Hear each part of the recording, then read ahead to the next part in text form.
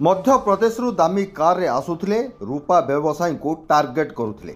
रूपा लूट करी मध्यप्रदेश फेरार हो जाउथिले।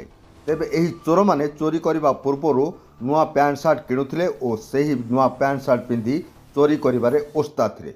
आ पुलिस को चकमा देई चोरी रे व्यवहार करा जाउथवा कार रो नंबर प्लेट बाहर करी अति चतुरतार सहित चंपट मारुथिले। तेबे एमिति एक चोर गैंग को काबू करिबारे सफल होईची गंजाम जिला खलिकोट थाना पुलिस। खलिकोट थाना अंतर्गत भेजपुर निकट में खंबेश्वरी बस रु 40 केजी रूपा चोरी घटना रे पुलिस को मिली एक बड़ धरणर सफलता। पुलिस हाथ में धरा पड़ी मध्यप्रदेश 4 अंतराज्य लुटेरा। से माने सुना और रूपा लूट करने विभिन्न बस को टार्गेट करुथिले। ओडिशार विभिन्न स्थान में बस भितर सुना और रूपा लूट करुथिले।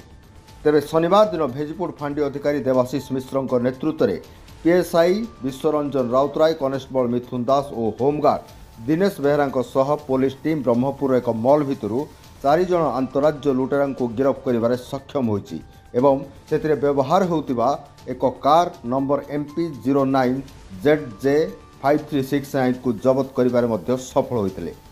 गिरफ्त लुटेरा माने हेले मध्यप्रदेश बुरहानपुर जिलार अमीन खान, फिरोज खान एवं धर जिलार सदीक खान और मुश्ताक खान। सेमानक निकटरू गोटे महिंद्रा XUV 300 कार, 4टी कीपैड मोबाइल फोन, गोटे smart mobile phone, Aadhaar card, driving licence, ATM card और नगद 65,600 टंका जबत कर। सेपटे कार नंबर प्लेट किपरि बाहर कर चंपट मारुथिले ताहार डेमो पुलिस आगरे देखाइछन्ति लुटेरा।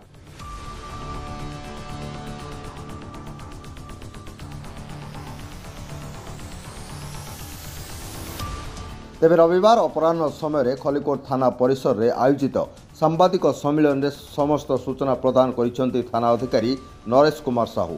अन्यपटे थाना केस नंबर 622/2024 आधार में गिरफ्त होइतिबा अमीन खान, फिरोज खान, सदीक खान और मुश्ताक खान को संध्यारे कोर्ट चालान करा जाइतिबा जଣା पड़िछि।